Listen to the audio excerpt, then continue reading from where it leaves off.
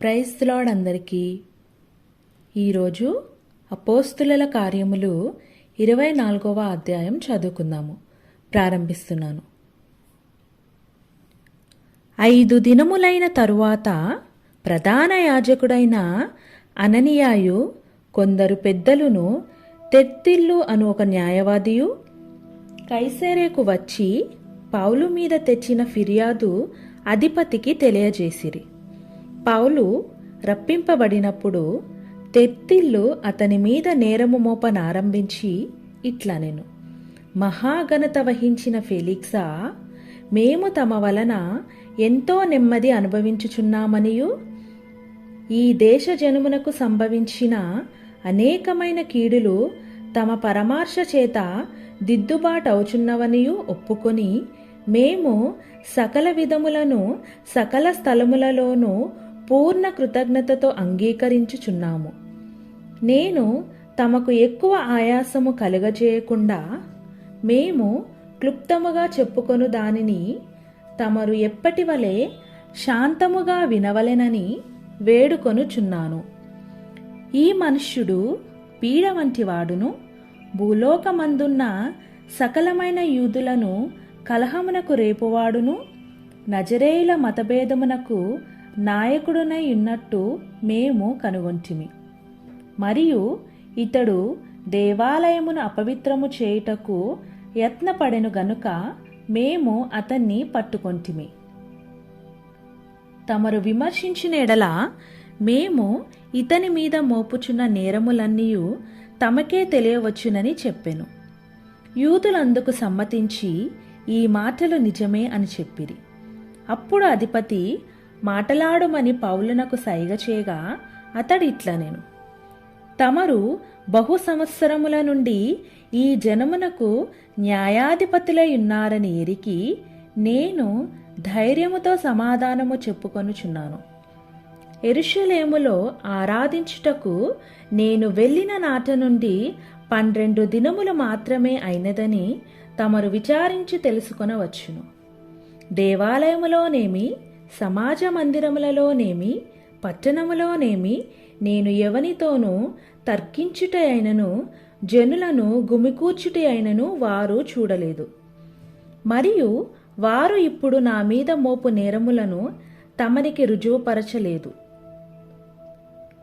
ధర్మశాస్త్రమందును ప్రవక్తల గ్రంథముల యందును వ్రాయబడి ఉన్నవన్నీయు నమ్మి నీతిమంతులకును అనీతిమంతులకును పునరుత్థానము కలుగబోచున్నదని వీరు నిరీక్షించుచున్నట్టు నేను కూడా దేవుని యందు నిరీక్షణ ఉంచి వారు మతభేదమని పేరు పెట్టు ఈ మార్గము చొప్పున నా పితరుల దేవునిని సేవించుచున్నానని తమరి ఎదుట ఒప్పుకొనుచున్నాను.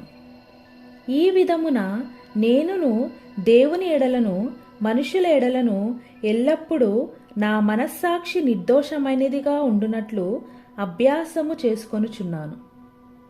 కొన్ని సంవత్సరములైన తరువాత నేను నా స్వజనులకు దానద్రవ్యమును కానుకలను అప్పగించుటకు వచ్చి తిని, నేను శుద్ధి చేసుకొనిన వాడనే ఇలాగూ అప్పగించుచుండగా వారు దేవాలయములో నన్ను చూచిరి.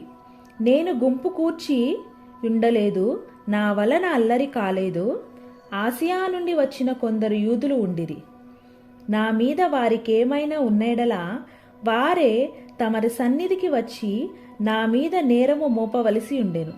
లేదా నేను మహాసభ ఎదుట నిలిచి ఉన్నప్పుడు మృతుల పునరుద్ధానమును గూర్చి నేడు వారి ఎదుట విమర్శింపబడుచున్నానని వారి మధ్య నిలువబడి నేను బిగ్గరగా చెప్పిన ఈ ఒక్క మాట విషయమై తప్ప నా యందు మరి ఏ నేరమైనను వీరు కనుగొని ఉంటే వీరైనా చెప్పవచ్చుననెను.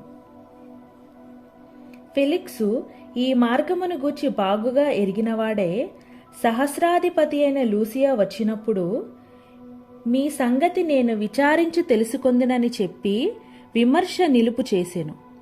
మరియు అతన్ని విడిగా కావలిలో ఉంచి అతనికి పరిచారము చేయుటకు అతని స్వజనులలో ఎవరిని ఆటంకపరచకూడదని శతాధిపతికి ఆజ్ఞాపించెను. కొన్ని దినములైన తరువాత ఫెలిక్సు యూదురాలైన ద్రుస్సిల్లా అను తన భార్యతో కూడా వచ్చి పౌలును పిలిపించి క్రీస్తు యేసునందలి విశ్వాసమును గూర్చి అతడు బోధింపగా వినెను. అప్పుడతడు నీతిని గూర్చియు ఆశా నిగ్రహమును గూర్చియు రాబోవు విమర్శను గూర్చియు ప్రసంగించుచుండగా ఫెలిక్సు మిగుల భయపడి, ఇప్పటికి వెళ్ళుము, నాకు సమయమైన నిన్ను పిలువనంపింతునని చెప్పెను. తరువాత పౌలు వలన తనకు ద్రవ్యము దొరుకునని ఆశించి మాటి మాటికి అతనిని పిలిపించి అతనితో సంభాషణ చేయుచుండెను. 2 సంవత్సరములైన తరువాత ఫెలిక్సుకు ప్రతిగా పోర్కియు పేస్తు వచ్చెను. అప్పుడు ఫెలిక్సు యూదుల చేత మంచివాడని అనిపించుకొనవలెనని కోరి పౌలును బంధకములలోనే విడిచిపెట్టి పోయెను. ఆమేన్. ప్రభువైన యేసుక్రీస్తు వారు ఈ వాక్యమును దీవించునుగాక.